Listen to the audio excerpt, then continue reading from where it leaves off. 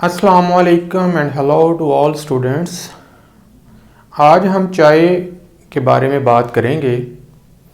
जैसा कि आप जानते हैं कि टी चाय जो पूरी दुनिया में एक बहुत ज़्यादा इस्तेमाल होने वाला एक मशरूब है, तो इसके बारे में थोड़ी सी इन्फॉर्मेशन जो है वो हासिल करते हैं। चाय का पौधा 4000 साल पहले से चाइना में मौजूद था और इसके पत्तों का इस्तेमाल आज से हज़ारों साल पहले से होता आ रहा है। आज भी ये जो पौधा है ये चाइना में, इसके अलावा तिब्बत है, इंडिया है और नेपाल के पहाड़ी इलाकों में और कीनिया के अंदर भी इसके बागात मौजूद हैं। इस पौधे का ताल्लुक़ जो है, उसकी जो फैमिली है वो फैमिली थिएसी है। अगर हम इसके साइंटिफिक नेम को देखें तो ये है कैमिलिया सैनेंसिस। कैमिलिया सैनेंसिस। वैसे तो इसका पौधा काफ़ी बड़ा होता है, लेकिन इसकी हाइट जो है वो 10 मीटर तक रखी जाती है और इसको ऊपर से प्रून कर दिया जाता है, काट दिया जाता है, जिससे ये झाड़ी नुमा शक्ल इख्तियार कर लेता है और इसकी पत्तियों को उतार लिया जाता है और पत्तियों से फिर आगे चाय जो है वो तैयार की जाती है। चाय तैयार करने का तरीका ये है कि पत्तियां जो हैं, अगर वो बिल्कुल हरी भरी और कोंपलें जो हैं, अगर उनको ड्राई किया जाए तो उससे ग्रीन टी बनती है। और अगर पत्तियां ज़रा बड़े साइज़ की हों और उन्हें भून लिया जाए, रोस्ट कर लिया जाए, तो वो जो है ब्लैक टी बन जाती है। तो इसके अलावा भी डिफरेंट टाइप्स ऑफ टीज़ जो हैं वो मौजूद हैं, लेकिन आज हम स्पेशली जो है वो ब्लैक टी का जिक्र करेंगे। इसके अलावा कश्मीरी चाय भी होती है और भी इसकी बहुत सारी टाइप्स जो हैं वो मौजूद हैं, लेकिन सबसे ज़्यादा जो कॉमन यूज़ होने वाली वो ग्रीन टी और ब्लैक टी का इस्तेमाल किया जाता है। इसकी पत्तियों को उतारने के बाद इनको ऑक्सीडाइज़ किया जाता है। ऑक्सीडेशन का अमल जो है ये मुख्तलिफ स्टेप्स के अंदर होता है, जिसमें पत्तियों को फैलाया जाता है धूप में, छाँव में, और इनको ऑक्सीडाइज़ होने दिया जाता है। ऑक्सीडेशन का मतलब ऐसे आप समझ लें कि अगर आप घर में कोई सेब काट के रख लें या आलू काट के रख लेते हैं, तो थोड़ी देर के बाद आप देखते हैं कि जो कटा हुआ आलू है या सेब है वो ब्लैक होना शुरू हो गया। तो बेसिकली उन चीज़ों के अंदर कुछ ऐसे कंपोनेंट होते हैं जो ऑक्सीजन के साथ, एटमॉस्फेरिक ऑक्सीजन के साथ मिलकर ऑक्सीडाइज़ हो जाते हैं। इसी तरीके से जो चाय की पत्तियां हैं वो ऑक्सीडाइज़ हो जाती हैं। बाद में उनको फिर मुख्तलिफ प्रोसेसेस के ज़रिए रोस्ट भी किया जाता है, ड्राई भी किया जाता है, तो एक चाय जो है वो तैयार हो जाती है। अगर हम चाय के कंपोनेंट्स का जायज़ा लेंगे, उसमें कौन कौन सी चीज़ें पाई जाती हैं, तो सबसे ज़्यादा जो चीज़ पाई जाती है वो थियान है। इसे कैफ़ीन भी कहा जाता है, जिसका दूसरा नाम है ट्राई मिथाइल ज़ैंथीन। कैफ़ीन जो है ये अल्कलॉइड है, एक फैमिली है जो कि नशा आवर केमिकल में आता है। इसका स्ट्रक्चरल फार्मूला मैंने आपके सामने बना दिया है। तो ये कैफ़ीन का जो है वो फार्मूला है।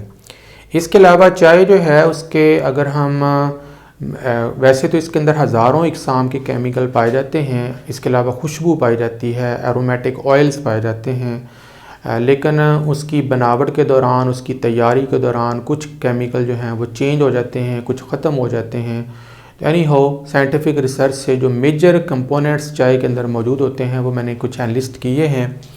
उसमें पॉलीफिनॉल्स, जिन्हें फ्लेवेनोल्स भी कहा जाता है, इनकी मिकदार बहुत सारी होती है, जिनमें से कुछ जो हैं वो हम जिक्र करते हैं। इसमें कैटीचन है, एपी कैटीचन है, उसके बाद एपी कैटीचन गैलेट है, उसके बाद गैलो कैटीचन है, उसके बाद एपी गैलो कैटीचन है, उसके बाद एपी गैलो कैटीचन गैलेट है। ये सबसे ज़्यादा पाया जाने वाला जो है ये पॉलीफिनॉल है चाय के पत्तों के अंदर। उसके बाद फिर इसमें कुछ और केमिकल्स भी पाए जाते हैं, जैसे एक अमीनो एसिड है जिसका नाम है एल-थियामीन। ये एक अमीनो एसिड है जो कि चाय में मौजूद होता है। इसके अलावा थियोब्रोमीन है, थियोफाइलिन है और टैनिन्स जो हैं वो पाए जाते हैं।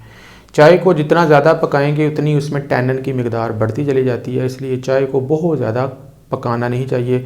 हम इस चाय बनाने का तरीका भी डिस्कस करेंगे इंशाल्लाह। तो ये कुछ केमिकल्स कंपोनेंट हैं जिनको डिस्कस किया गया है। अगर हम फ्रेश लीव्स जो हैं वो पत्ते जो हैं वो चाय के उतारते हैं तो उनके अंदर तकरीबन 3 से 4% कैफ़ीन मौजूद होती है उसके ड्राई वीट के हिसाब से। तो अगर हम चाय के कप की बात करें, ब्लैक टी को या ग्रीन टी को, तो उसमें तकरीबन 30 से लेकर 90 मिलीग्राम कैफ़ीन जो है वो एक कप के अंदर मौजूद होती है। अब इसका भी इन्हिसार है कि जो चाय है उसकी पत्तियों को कैसे तैयार किया गया है, उसकी क्वालिटी क्या है, उसकी एज क्या है, और बाकी सारे फैक्टर को मद्देनज़र रख कर जो है उसको बनाया जाता है। अब सबसे पहले ये है कि चाय बनाने का तरीका देख लेते हैं। चाय जो है वो आम तौर पर हम पानी को बॉयल करते हैं। बॉयल करने के बाद जो भी बर्तन है उसमें चाय की पत्तियां डालकर उसको दम दे देते हैं 8 या 9-10 मिनट के लिए, और उसे ज़्यादा पकाया नहीं जाता। तो जो एरोमा है, जो ऑयल है, जो केमिकल्स हैं वो पत्तों से निकल कर पानी में आ जाते हैं, जिसमें दूध और शक्कर मिलाकर हस्बे ज़ायक़ा चाय को नोश किया जा सकता है। कुछ लोग उसको ब्लैक टी पीना पसंद करते हैं, कुछ लोग जो हैं वो दूध मिलाकर पीना पसंद करते हैं, कुछ उसमें चीनी पसंद करते हैं, कुछ बग़ैर चीनी के पसंद करते हैं, और इवन कुछ लोग जो हैं वो आइस टी पीते हैं, यानी उसमें बर्फ़ मिलाकर भी पी जाती है। तो जिस तरीके से भी पिया जाए उसके हमें फ़वाइद जो हैं वो हासिल हो जाते हैं, और उनके अंदर जो केमिकल हैं वो हमारी बॉडी के लिए जो भी इफ़ेक्ट शो करेंगे वो आ जाते हैं। लेकिन कोशिश ये करनी चाहिए कि चाय को टू मच ना पकाएं, क्योंकि उसके दौरान फिर उसकी टैनिन की मिकदार जो है उसके अंदर बढ़ जाती है, जो कि फिर साइड इफ़ेक्ट्स जो है वो बहुत ज़्यादा शो करता है। तो अब हम ये देखना चाहते हैं कि जो चाय है जब हम पीते हैं तो इसके हमारी बॉडी के ऊपर असरात क्या होते हैं, इफ़ेक्ट्स क्या होते हैं, और ये हमारी बॉडी के ऊपर क्या क्या असरअंदाज पैदा कर सकती है। तो इफ़ेक्ट्स की जब हम बात करते हैं तो ये सबसे पहले ये एक्साइट करती है हमारे नर्वस सिस्टम को स्टिमुलेट करती है, ज़हनी कारकर्दगी को बढ़ाती है। अगर आप सो रहे हैं, आपको पढ़ाई नहीं हो रही, आप कंसंट्रेशन हासिल करना चाहते हैं, एक्टिव होना चाहते हैं, तो ये चाय पीने से आपको कैफ़ीन मिलेगी। कैफ़ीन जो है वो आपको एक्साइट कर देगी, आपके नर्वस सिस्टम के फंक्शन को बूस्ट करेगी, और आप ज़्यादा बेटर जो है वो परफॉर्मेंस देंगे। इसी तरीके से ये आपके हार्ट बीट को इंक्रीज़ करके हार्ट को भी एक्साइट करती है, दिल की धड़कन बढ़ जाती है। इसी तरीके से ये आपके ब्लड सिस्टम को भी एक्साइट करेगी, ब्लड सर्कुलेशन को इंक्रीज़ करेगी, जिससे दिमाग के अंदर, टांगों के अंदर और जिस्म के मुख्तलिफ़ हिस्सों में ब्लड की सर्कुलेशन में इजाफ़ा हो जाता है। इसी तरीके से ये इसका थोड़ा सा नुकसान भी है कि ये जब हम पीते हैं तो ये हमारे स्टमक के अंदर गैस्ट्रिक जूस होते हैं, जो कि जिनके अंदर एसिड मौजूद होता है HCl, उसकी प्रोडक्शन को थोड़ा सा बढ़ा देते हैं, जिससे एसिडोसिस हो सकती है या स्टमक जो है वो थोड़ा सा अपसेट हो सकता है। उसके बाद ये खुश्क होती है, और इसकी खुश्की की वजह से जो हमारी अंतड़ियाँ हैं उनके अंदर कॉन्स्टिपेशन जो है वो हो सकती है अगर इसका बहुत ज़्यादा इस्तेमाल किया जाए। इसके अलावा क्योंकि इसमें कैफ़ीन काफ़ी मिकदार में पाई जाती है, तो कैफ़ीनिज़म एक कंडीशन पैदा हो जाती है जिसमें इंसान कैफ़ीन का आदी हो जाता है, और जब तक वो चाय नहीं पिएगा या कैफ़ीन नहीं लेगा तो उसे सुकून नहीं आएगा। इसके अलावा चाय पीने से इंसोम्निया हो सकता है, बेख्वाबी की कैफियत आ सकती है। आमतौर पर रात को लेट जागने वाले या ऐसे ड्राइवर हजरात जो लंबे सफ़र पे गाड़ियाँ चलाते हैं वो चाय का बार बार इस्तेमाल करते हैं ताकि वो नींद ना आए, तो ये बेख्वाबी जो है वो कॉज करती है।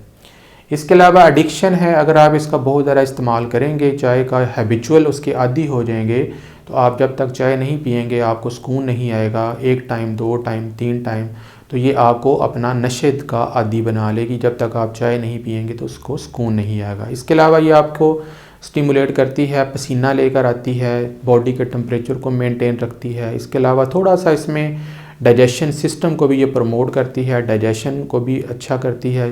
कुछ लोग जो हैं वो खाना खाने के बाद जो हैं वो चाय पीते हैं। तो ये हमने आज कुछ चाय के असरात देखे हैं जो हमारी बॉडी के ऊपर जो हैं वो असरअंदाज होते हैं। अब चाय वैसे तो बहुत ठीक है, फ़ायदेमंद है, लेकिन पहली बात तो यह है कि हमें उसकी हैबिट नहीं बनानी चाहिए, आदी नहीं होना चाहिए। नंबर 2, कुछ ऐसे अफराद होंगे जिनको चाय नहीं इस्तेमाल करना चाहिए। वो कौन से लोग हैं जिन्हें चाय को अवॉइड करना चाहिए? तो उसके लिए मैंने एक लिस्ट बनाई हुई है। उसमें नंबर 1, जिनको गैस्ट्रिक अल्सर है, मैदे का अल्सर है, उन्हें चाय से बचना चाहिए, क्योंकि चाय जो है वो एसिड प्रोड्यूस करती है मैदे में, जिससे अल्सर जो है उसकी जो ख़राबी है वो और ज़्यादा बढ़ सकती है। इसी तरीके से जिन लोगों को ड्यूडिनल अल्सर है, ड्यूडिनल छोटी आंत के पहले हिस्से को ड्यूडिनम को कहते हैं, अगर वहाँ पर अल्सर है तो वहाँ के लिए भी चाय जो है वो नुकसानदेह साबित हो सकती है। इसी तरीके से गैस्ट्राइटिस, मैदे का इन्फेक्शन है, उसके दौरान भी चाय का इस्तेमाल नहीं करना चाहिए। ख़ास तौर पर वो लोग जिन्हें पायरोसिस है, हार्ट बर्न की शिकायत, उनके सीने में जलन होती है, हर वक्त मैदा ख़राब रहता है, उनके लिए भी चाय जो है वो मुफीद नहीं है, क्योंकि उससे एसिडिटी में और ज़्यादा इजाफ़ा हो सकता है। इसके अलावा अगर चाय का बहुत ज़्यादा इस्तेमाल किया जाए तो इंसान को नर्वसनेस हो सकती है, यानी जो हमारी नर्व्स होती हैं वो बेरबत हो जाती हैं और सोचना समझना जो है वो थोड़ा सा डिफ़िकल्ट हो सकता है।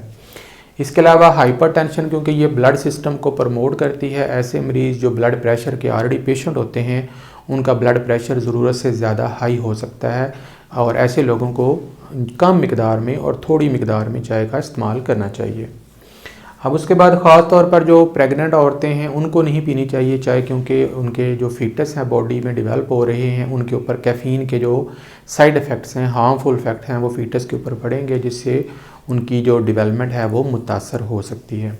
और सबसे आखिर पर वो औरतें जो अपने बच्चों को दूध पिला रही हैं, ब्रेस्ट फीडिंग करवा रही हैं, तो उनको भी नहीं पीनी चाहिए, क्योंकि दूध के ज़रिए कैफ़ीन जो है वो दूध से होती ही बच्चों में चली जाएगी और बच्चे भी जो हैं वो चाय के कैफ़ीन के आदी हो जाएंगे और उनको उनके साइड इफ़ेक्ट्स का सामना करना पड़ेगा। तो ये थोड़ी सी इन्फॉर्मेशन मैंने आपके लिए इकट्ठी की थी चाय के लिए। उम्मीद है आपको पसंद आई होगी। इंशाल्लाह फिर किसी लेक्चर के साथ आपकी खिदमत में हाज़िर होंगे। अल्लाह हाफ़िज़।